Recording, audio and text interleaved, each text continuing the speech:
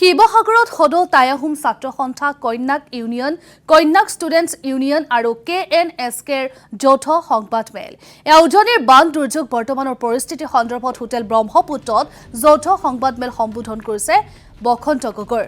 অসম আৰু নাগালেণ্ডৰ সীমা সমস্যাৰ বিৰুদ্ধেও বা বিষয়েও আলোচনা সংগঠন কেইটাৰ। আহোম আৰু কন্যাক জনগোষ্ঠীৰ মাজত ঐতিহাসিক সম্পৰ্কৰ বিষয়ে আলোচনা সংগঠন কেইটাৰ। এখন সভাত হোৱা আলোচনা মৰ্মে কেইবাটাও সিদ্ধান্ত গ্ৰহণ কৰা হয়। 19 জুলাইৰ বানৰ তাণ্ডৱৰ বিষয়েও আলোচনা হৈছে সংবাদমেলত। অবৈধ শিল কয়লা খনন প্ৰকৃতি ধ্বংসৰ বিষয়ে আলোচনা হৈছে বিশেষ সংবাদমেলখনত। এই সংবাদমেলৰ কিছু কিয়দাংশ এই মুহূৰ্তত আসাম টক্সৰ দৰ্শকসকলক আগবঢ়াইছো। সংস্কৃতিৰ যি আদান প্ৰদান, যি ভাতৃত্ববোধ, সেই সকলোবিলাক কথা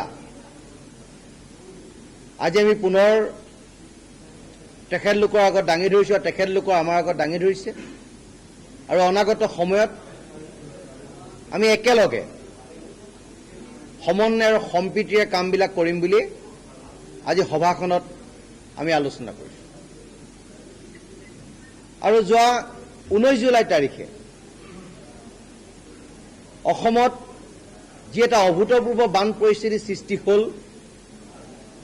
তাৰ প্ৰকৃত কাৰণ কি আৰু কেনেদৰে অনাগত সময়ত এই দুৰ্যোগৰ পৰা আমি হাত সাৰিব পাৰিম আৰু কি কৰিম। শিল খননৰ কথা কৈ আছোঁ, ডিফৰেষ্টেশ্যনৰ কথা আমি কৈ আছোঁ। আৰু সেই কথাবিলাক আজি আমি আলোচনা কৰিছোঁ। আলোচনা কৰি যে বিজ্ঞানসন্মতভাৱে গোটেই কামবিলাক কৰি কেনেদৰে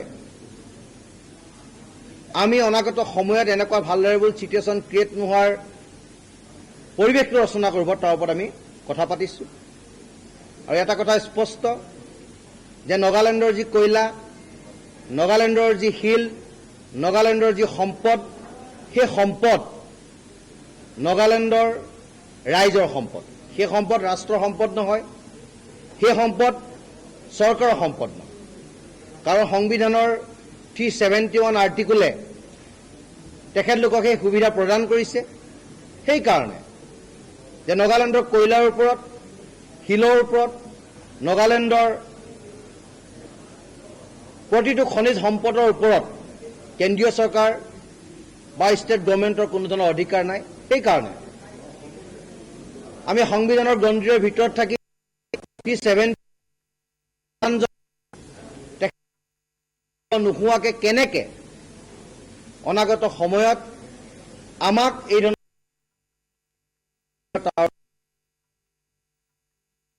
ভাতৃত্বসুলভ মনোভাৱেৰে আৰু শান্তি আৰু সম্প্ৰীতি বজাই ৰাখি আমি কথা বতৰাবিলাক আলোচনা কৰিছোঁ।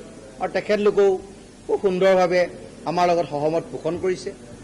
আমাৰ লগত থেংক ইউ মিডিয়া ফ্ৰেণ্ডছ। আজি এনেকুৱা টাইম ভাল হোৱাৰ কাৰণে we had a meeting with the Thai Ahom Students Union or the Thai Ahom organization, which was invited by the Thai Ahom Students Union. We discussed in a certain matter, key matters, especially in regard to the relationship of Assam and the Konyak people. And at the same time, we discussed on the social, economic, and environmental the issues that is going on in our areas.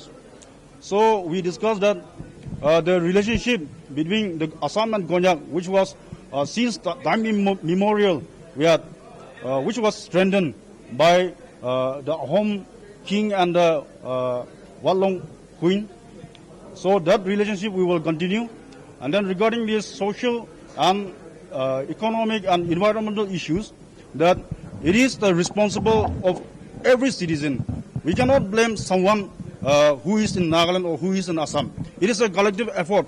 We need to save the environment. The ecosystem is damaged in our area, not only by the gold mining or stone mining or any the dam, but it is the responsibility of everyone that this environment should be protected.